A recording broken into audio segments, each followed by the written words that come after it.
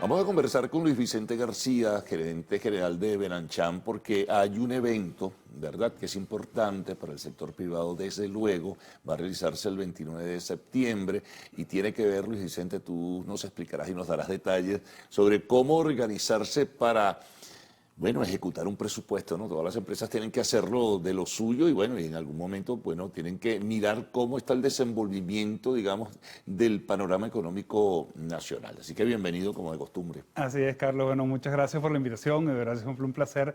Y fíjate que lo que ha sucedido en estos últimos años es que las empresas y los ejecutivos, en medio de esa incertidumbre tan grande que generó la caída del PIB, los temas laborales, la migración o la hiperinflación, de alguna manera dejaron de proyectar, dejaron de planificar.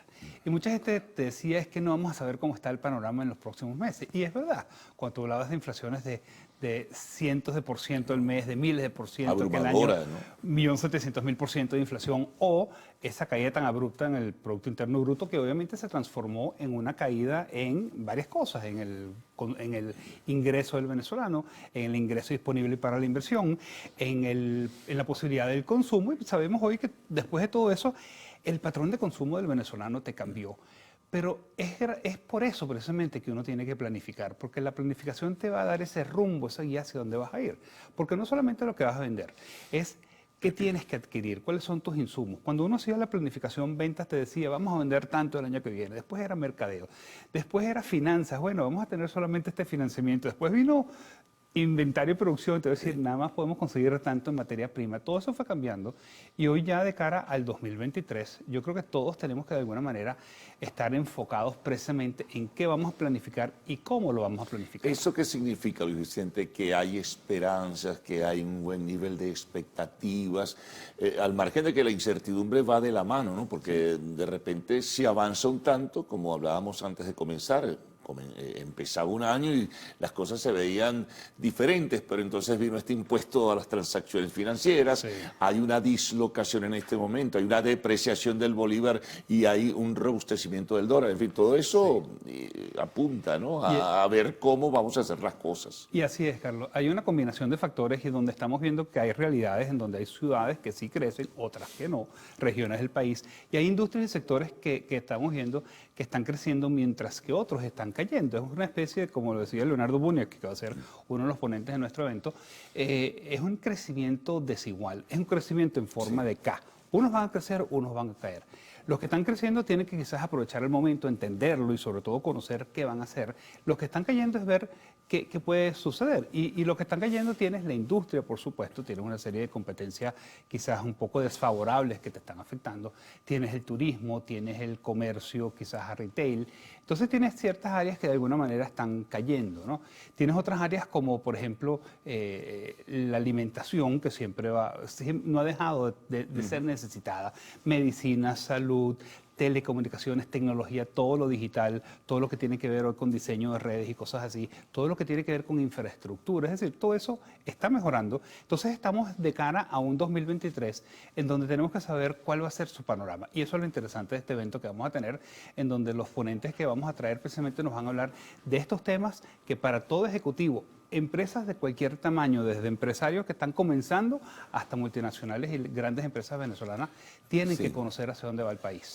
Háblanos un poquito de quiénes participan, o sea, qué temas se abordan, qué responsabilidad asumen la exposición cada uno de los invitados. Vamos a tener a Tamara Herrera, quien nos va a hablar de la economía venezolana. Tamara hace una serie de análisis muy interesantes y sobre todo cuál es el camino y cuál es el rumbo de la economía.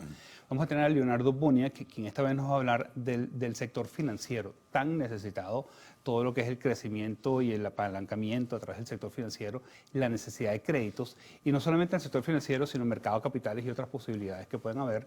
Alberto Fiune de EY nos va a hablar desde el punto de vista de qué tienen que hacer las empresas para hacer más eficiente no solamente su flujo de caja, sino el manejo de su tesorería con unos temas muy interesantes que se están desarrollando, sobre todo con tendencias a nivel mundial. Vamos a tener a Federico López Saavedra. Hay todo un tema que lo hablábamos antes, el tema de la mano de obra, del talento. Sabemos que se nos fue mucha mano de obra calificada La migración implicó a efectos de la empresa que se nos fue la gerencia media de la empresa. Entonces, bueno, ¿qué estamos haciendo hoy?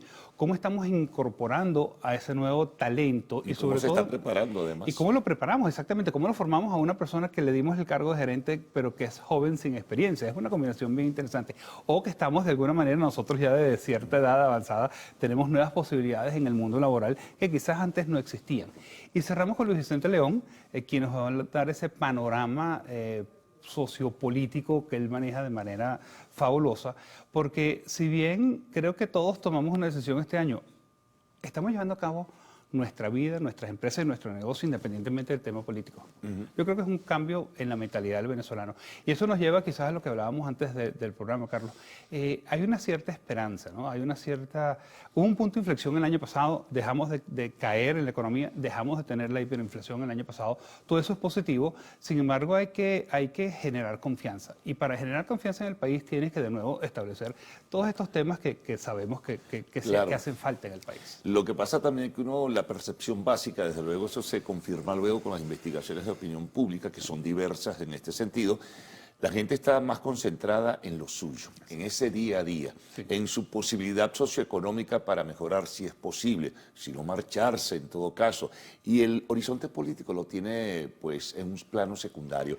Eso lo conversas tú con el sector político que, bueno, tiene su responsabilidad y quiere asumir compromisos en un futuro, pero te das cuenta que convencerles de que ya no son la prioridad y que el país está viendo otra cosa es también complicado para ellos, ¿no? De ahí se entremezclan muchas cuestiones. Hay una serie de temas y sobre todo yo creo que se mezclan cuando uno analiza lo que pasó en el COVID, que fueron todos los temas de salud, de la parte física.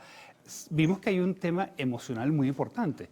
Yo creo que ese tema de emocionalidad hoy se mezcla con qué estamos sintiendo nosotros los ciudadanos, ¿no? Y lo que tocabas decir es cierto, el tema de voy a disfrutar el momento, voy a aprovechar el momento y me voy a ocupar de lo mío, me voy a ocupar de mi familia, de mis hijos, de mi esposa, de mi entorno familiar, voy a trabajar en mi empresa y por eso estamos viendo que hay muchas empresas que en estos últimos 18 meses decidieron reinvertir. Bien sea que consiguieron fondos, bien sea que de alguna manera obtuvieron préstamos, obtuvieron fondos de afuera, obtuvieron fondos de aquí, porque necesitas invertir, necesitas ponerte al día. Y eso nos lleva a que va a haber una necesidad de inversión muy importante en todo lo que tiene que ver tecnología, digitalización, formación de tu talento, porque bueno, eso es lo que tú necesitas para poder competir y la competencia está a la vuelta de la esquina. Bueno, hagamos una pausa, Luis Vicente, y retornaremos enseguida. Conversamos con Luis Vicente García, gerente general de Benancham.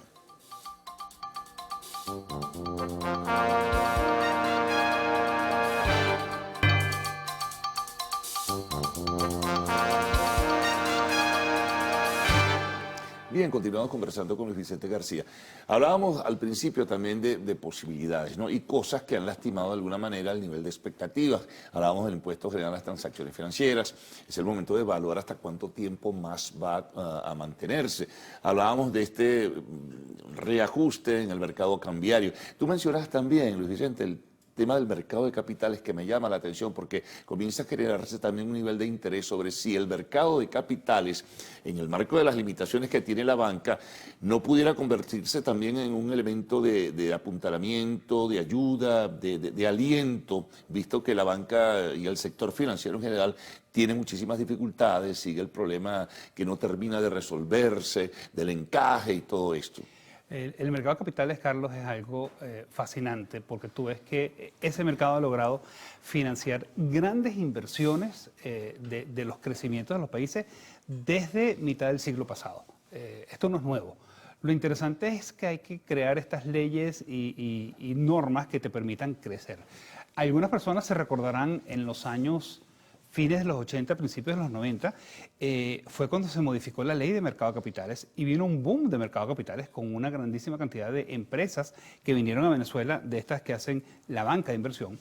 Y las empresas venezolanas lograron no solamente hacer grandes colocaciones de acciones en la Bolsa de Caracas, en la Bolsa de Nueva York, los ADRs aquellos, sino también financiar grandes proyectos de inversión que lo hicieron no solamente grandes empresas, sino empresas medianas. Y tenías a la banca extranjera, la banca local que te hacían de intermediarios, de colocación, y eso ayudó a financiar gran parte de la expansión que hubo a inicios de esos años 90. ¿Y es Eso posible reanudar, digamos, retomar esa posibilidad? Hay que hacerlo, tienes una cantidad de factores, tienes la empresa, tienes el emisor, tienes el que te hace la calificación de riesgo, tienes el auditor y tienes una cantidad de normativas, por supuesto tienes la SUNAVAL en este caso.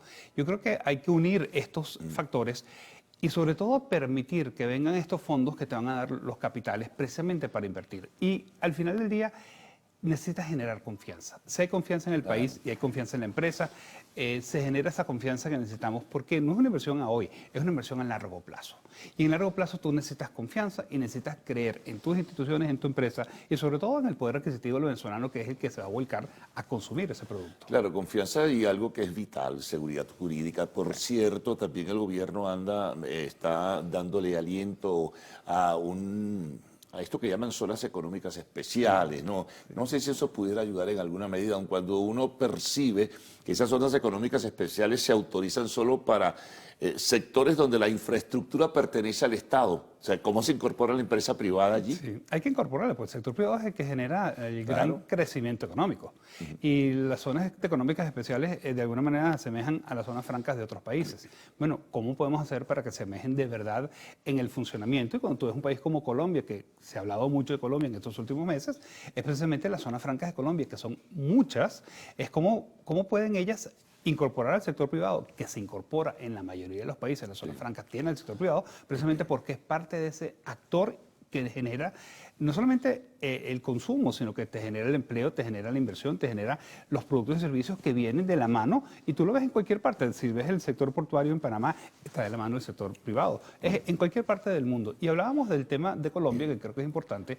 Porque, y bueno, ahora que se reanudan las relaciones, en fin. Porque tú hablabas de infraestructura, por ejemplo, se necesita mejorar la infraestructura, se necesita mejorar las instituciones y la normativa, pero más allá de eso necesitas generar que haya esa transparencia en que el empresario venezolano puede traer sus productos y servicios para acá, puede recibir el pago, puede recibir sus dividendos, y al final necesita que ese comercio se active, y para ello necesitas dar esas condiciones. Y esas condiciones no es algo que vamos a crear mañana, es algo que se tiene que ir construyendo, y creo que el proceso de avance que ha sido, algunas personas dicen que es lento, yo creo que es lo normal que se requiere para restablecer unas relaciones que tienen 6 años, que estaban estaban congeladas, y que de alguna manera pues necesitas tú incorporar ese elemento que te permita hacerlo, pero para la empresa venezolana significa que más allá de que hoy compites con el mundo integral, porque al final estamos en un mundo globalizado, Carlos, y en ese mundo globalizado tú y yo estamos teniendo que competir y estar pendiente de lo que ocurra en la otra televisora y en todo eso. Entonces, sin duda alguna. Ahora, mira, reinsertándonos otra vez en el evento del 29 de septiembre sobre cómo elaborar el presupuesto de cara a lo que será el próximo año 2023, hay un elemento importante allí que es el elemento inflacionario, ¿no? Es muy irregular, hay una estampida otra vez, no abrumadora como con la hiperinflación, pero está allí, ha crecido de nuevo un tanto la inflación. Entonces, ¿cómo planificar en función de la inflación? Tienes un efecto que se ha llamado la multiinflación, porque la tuya y la mía son distintas, la de las empresas son diferentes. ¿Cómo se maneja eso? Y sobre todo ante la expectativa del consumidor, que hoy va a buscar un producto y puede tener un costo y mañana tiene otro. Eso es importante manejarlo. Y entonces ahí tienes que manejar expectativas. Y en un proceso de planificación, precisamente tú generas expectativas. ¿Cómo lo voy a hacer? ¿Cómo voy a controlar los precios? Y aquí obviamente uno siempre habla en términos económicos de reducir gastos o en términos financieros. Hoy tenemos que ver cómo vamos nosotros a disminuir el impacto negativo del incremento de los precios. Es decir, ¿cómo yo hago para absorber de múltiples maneras el impacto de la inflación, que sabemos que una inflación por encima del 100% sigue siendo una inflación alta, sigue siendo lamentablemente de las más altas del mundo. Y bueno, te sigue afectando, la denominación del bolívar, ya la gente vuelve a hablar en miles y no en bolívares, es decir, tenemos como siempre en el aspecto monetario unos cambios que las empresas tienen que entender, y de ahí la importancia, porque en gerencia está todo fácil de entender. Tú lo que tienes que hacer es entender dónde estás hoy, dónde quieres ir, y definir cuál es el camino con el que vas a llegar allá. Bien sea que vas a Y que no invertir, te que vas a cambien las cambiar, reglas del juego, porque si y es además que te no las te pueden modifican, cambiar las Luis Vicente, reglas. entonces estamos en lo mismo. Y ese es el verdadero tema. No te pueden cambiar las reglas de manera continua y constante porque tú tienes que tener una estabilidad. Estabilidad para crecer, para cambiar. Lo necesita un niño cuando está en el colegio, lo necesita un estudiante de la universidad, lo necesita cualquier persona que está comenzando a hacer su vida. Una empresa que tiene, no importa el número de años que tengas produciendo, tú quieres producir con tranquilidad y sobre todo un mercado que puedas tú definir hacia dónde vas. Yo quiero lanzar un nuevo producto, un nuevo servicio, tengo que saber cuál va a ser mi mercado para poderlo hacer bien. Finalmente, para participar en el evento, ¿qué haces? El contacto, en fin, todo ello es importante. ¿Y dónde va a ser? El evento va a ser en el Hotel Tamanaco el día 29 de septiembre a las 8:30 de la mañana. Va a ser durante toda la mañana hasta las 12:30 del mediodía. Los ponentes, como te dije, Tamara Herrera, Luis Vicente León, Leonardo Buñac, Alberto Fiuni y Federico Saavedra.